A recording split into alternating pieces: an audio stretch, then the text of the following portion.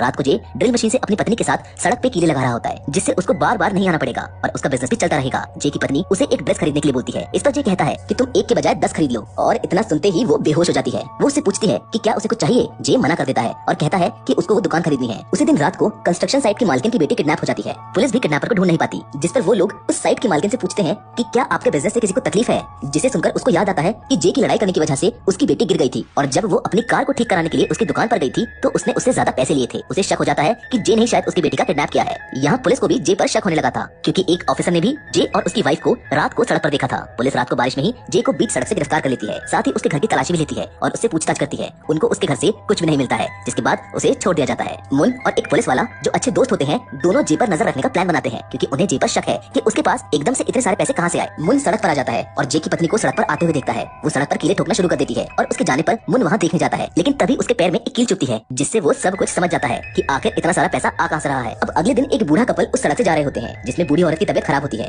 वो आदमी उसकी तबीयत की फिक्र करते हुए परेशानी में था। तभी उनकी कार का टायर कील के कारण पंक्चर हो जाता है। जे उसकी कार को ठीक करता है और देखता है कि वो बूढ़ा आदमी बहुत ईमानदार है। उसी समय जे की पत्नी शॉपिंग करके घर लौट रही थी। तभी मुन उसे मिलता है और उसको बताता है कि वो जानता है उन दोनों के सड़क पर किए हुए कारनामों के बारे में। तुम दोनों रात को सड़क पर कीले बिछाते हो, जिससे कारें पंक्चर हो जाती हैं और तुम्हारा बिजनेस बढ़ता है। मुन ये भी कहता है कि डरने की जरूरत नहीं है, क्योंकि अगर मैं चाहता तो पुलिस को सब कुछ बता सकता था, पर मैंने ऐसा नहीं किया क्योंकि मुझे तुमसे कुछ जानना है, जिसके लिए तुम्हें मुझसे अकेले मिलना होगा। उसी रात जे और उसकी पत्नी दोनों रात को सो रहे होते हैं कि तभी जे उससे कहता है कि आज दुकान में कार से एक ओल्ड कपल आया था। उसमें बूढ़ी औरत की तबीयत खराब थी, फिर भी उस बूढ़े आदमी ने मुझे पूरे पैसे दे दिए। इस बात का मुझे बिल्कुल भी अच्छा नहीं लगा। जिसको सुनने के बाद जे की वाइफ उससे पूछती है कि क्या हो अगर किसी को इस बारे में पता चल जाए कि हमने सड़क में कील ठोकी है। जे कहता है कि अगर किसी को ये बात पता चली तो हम ये काम छोड़ देंगे। अगले दिन जे की पत्नी जे को बिना बताए मुन से मिलने जाती है। उसके वापस लौटने पर जे उसे पूछता है कि वो कहाँ गई थी। वो उसे बताती है कि वो शॉपिंग करने गई थी। रात को जे की पत्नी बहुत डरी हुई थी, क्योंकि उसने ये सब अपने पति से छुपाया है। वो रो रही थी क्योंकि उसे पैसों के लिए बहुत कुछ करना पड़ रहा है। जिसके बाद अब हम देखते हैं कि उन कीलों के कारण एक कार का एक्सीडेंट हो गया है। जे कीले निकालने के लिए सड़क पर जाता है। उसे डर था कि अगर किसी को पता चल गया तो वो पकड़े जाएंगे। तभी थोड़ी देर बाद कार का मालिक उतरता है, जो बिल्कुल ठीक है और उसको कुछ भी नहीं हुआ है। वो जे का पहला कस्टमर था, जो कंस्ट्रक्शन कंपनी का एक मेंबर था,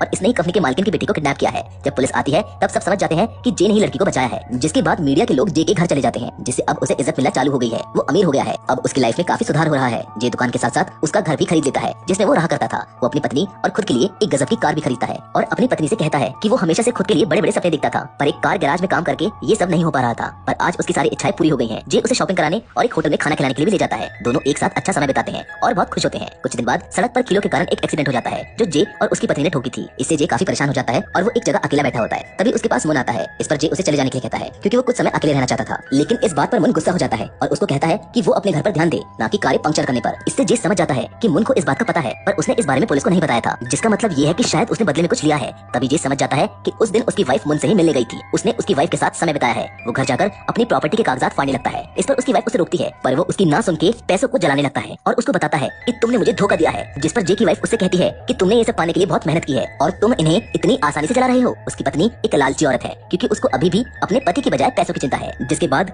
फिल्म के लास्ट में हमें ये दिखाया जाता है कि जे की पत्नी ने उस दुकान को अपडेट कर लिया है। वो कई सारे वर्कर्स को काम पर रखकर अब खुद ही इस गैरेज को संभालती है, क्योंकि जे ने तो उसे छोड़ दिया था। जे अब कंस्ट्रक्शन साइट पर काम करना शुरू कर देता है। वो वहाँ पर ट्रक ड्राइवर बन गया था, जो उनके सामान को ट्रांसपोर्ट करने लगा है। और इसी अधूरी और लालची एंडिंग के साथ ये फिल्म यहाँ पर खत्म हो जाती है। ये कहानी भरोसे और लालच की थी, जिसमें जे की वाइफ ने उसका भरोसा और दिल दोनों तोड़ दिया।